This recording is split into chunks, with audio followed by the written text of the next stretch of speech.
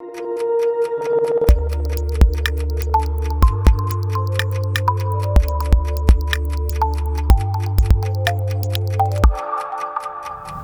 I have some staggering statistics here I want to share with you from the U.S. Department of Labor that just came out, and that is about what percentage of Americans currently are self-employed or small business owners. And I have a feeling you're going to be shocked with these numbers here.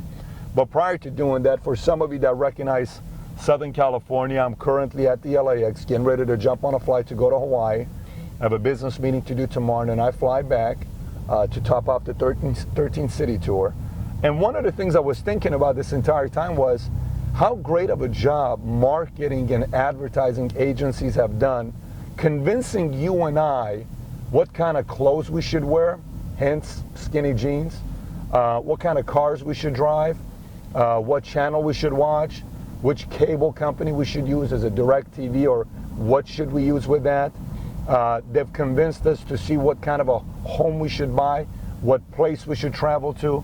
Just they've done a very good job at it. But I think one of the parts that they've done a very good job with is the real estate industry. And let me explain to you what I mean by that. I think they have done an excellent job convincing you and I that the American dream starts with home ownership. I want you to think about that for a moment. Now, some of you may say, well, I think it is. I think it's a part of it. But I want you to ask a question for yourself. Think about it. How many commercials, especially recently, I was on Chicago Tribune being interviewed for an article, and their concern was, why are so few people owning homes today, and why do we have record-breaking highs in 50 years numbers on renting? More people are renting today, and how does that make any sense if people are renting more than ever?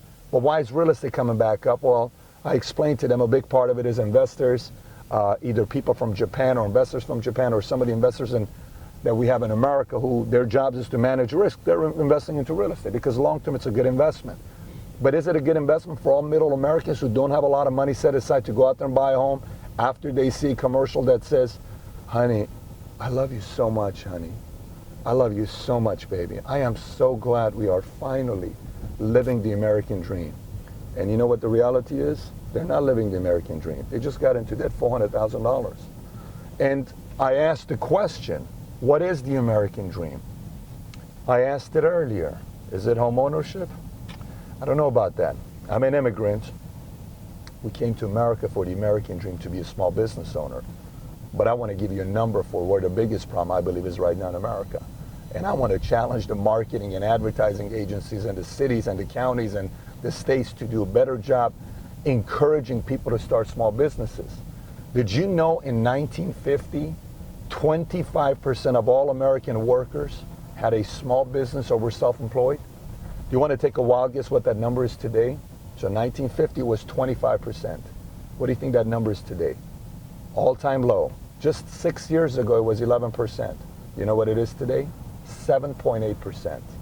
7.8% of Americans only are self-employed and own a business. That's a pretty scary thought. I think we need to do a better job advertising and turning these business owners that went from, like yesterday I was in Reno sitting with the owner of Peppermill, he started with a small coffee shop and now he runs Peppermill. They just invested $600 million in renovations. Now they own 5 casinos. They've created thousands of jobs.